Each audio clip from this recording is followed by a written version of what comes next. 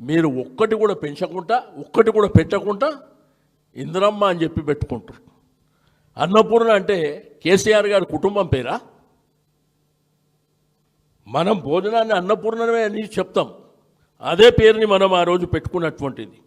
అదేవిధంగా హెచ్ఎండిఏ ద్వారా తీసుకున్నటువంటి కార్యక్రమాలు, బాలనగర్ ఫ్లైఓవర్ కానివ్వండి, కోకాపేట కానివ్వండి, అదేవిధంగా 39 చెరువులు బ్యూటిఫికేషన్ విషయంలో కానివ్వండి, ఉస్మాన్ సాగర్ గండిపేట్ దీని సుందరీకరణ విషయంలో కానివ్వండి, ఈ విధంగా స్కై వాక్లు కూడా ఉప్పల్ మేదిపట్నం ప్రాంతంలో సైక్లింగ్ ట్రాక్ నిర్మాణాలు, ఇట్లా ఎన్ని కార్యక్రమాలని మన ప్రభుత్వ హయాంలో పాత్రికేయ మీడియా మిత్రుల సమక్షంలో మీరు కూడా ఆ కార్యక్రమాలలో భాగస్వామ్యం అయ్యారు.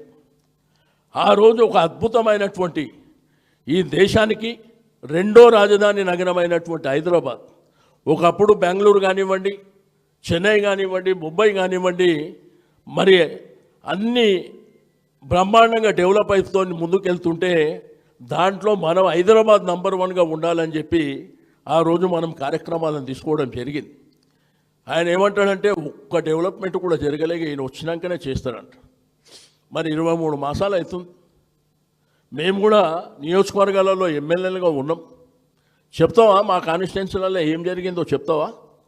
ఒక్క డెవలప్మెంట్ అన్న చేసిందని చెప్పగలుగుతావా? ఒక్క ఇల్లు కట్టినామని చెప్పగలుగుతావా? తులం బంగారం వేయడాన్ని ఇచ్చినని చెప్పగలుగుతావా? అక్కడ రైతులను మోసం చేస్తేవి, ఇక్కడ యువకులని విద్యార్థులను మోసం చేస్తేవి, మహిళలను మోసం చేస్తేవి. మరి అదేవిధంగా పెద్ద మనుషులు 2000 పెన్షన్ 4000 ఇస్తామని చెప్పి వాళ్ళని మోసం చేస్తేవి. రెండోది మైనారిటీలను మోసం చేస్తేవి, 42% రిజర్వేషన్ అని బీసీలను మోసం చేస్తేవి. ఏమైంది ఈరోజు ఒక సర్కస్ కంపెనీ లాగా నడిపిస్తారు. ఇప్పుడు అజరుద్దీన్ని మీరు ఎందుకు మంత్రిగా నిన్న ప్రమాణం స్వీకారం చేశారు? భయం పుట్టే కదా, జుబ్లీలు ఓడిపోతున్నామనే భయంతోనే కదా మీరు చేసినటువంటిది. మీకు ధైర్యం ఉంటే ఈరోజు చేసినటువంటి మీరు వాస్తవంగా ఈ కార్యక్రమాలు చేసినామంటే డిబేట్కు దేనికైనా సిద్ధంగా ఉన్నాం. ఎక్కడ చర్చ జరిగినా కానీ సిద్ధంగా ఉన్నాం. రెండోది అన్ని అబద్ధాలు మాట్లాడి ఆయన కాలయాపన చేయాలనేటువంటి సంకల్పంతో. రెండోది నేను పదే ఒక సీనియర్ శాసనసభ్యునిగా, ఒక సీనియర్ నాయకునిగా నేను రిక్వెస్ట్ చేసేది ఒకటే, మీరు ఉన్నది రాజ్యాంగ పదవైనటువంటి పదవిలో, ఒక ముఖ్యమంత్రి స్థానంలో మీరు భాష మార్చుకుంటే మీకే హుందాగా ఉంటుంది. ఇప్పుడే ప్రజలు చేదరించుకుంటారు, చిన్నపిల్లలు కూడా చేదరించుకునేటువంటి పరిస్థితికి మీరు పోతుండ్రు.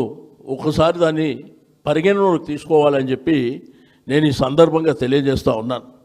హైదరాబాద్ ఏం డెవలప్మెంట్ జరగలేదని మాట్లాడితే విచిత్రం కాకపోతే ఏంది? ఒక్క ప్రాజెక్టు, మేజర్ ప్రాజెక్ట్ హైదరాబాద్ సిటీలో మీరు వచ్చినాక చేసింది చూపేయండి. 3500 ఇండ్లు జుబ్లీహిల్స్ నియోజకవర్గానికి సంబంధించి మేము ఇచ్చినాం, ఒక ఇల్లు ఇవ్వలేదని మాట్లాడుతాం. ఆ బస్తీలకు పోయి అడుగుదాం, ఆ ప్రజల దగ్గర పోయి అడుగుదాం. వస్తారా? ఆ ప్రజల దగ్గరికి వచ్చి అడగగలుగుతారా? ఆ దమ్ము ధైర్యం కాంగ్రెస్ పార్టీకి ఉందా? అన్ని అబద్ధాలు మాట్లాడుకుంటూ 4 ఓట్లు దండుకోవడానికి. ఆమె చనిపోయి, గోపీనాథ్ గారు చనిపోతే ఆయన కూడా విశేషమైనటువంటి సేవలు అందించాడు. ఆమె గురించి కూడా నిన్న సీఎం గారు మాట్లాడుతూ ఏదో సెంటిమెంట్ అని, ఈయన బాగా డెవలప్మెంట్ చేస్తుండట, ఇక ఈ దేశం అంతా వచ్చి అబ్బుర పడిపోతుంది ఈయన చేసే డెవలప్మెంట్కు ఆయన మాట్లాడుతూ.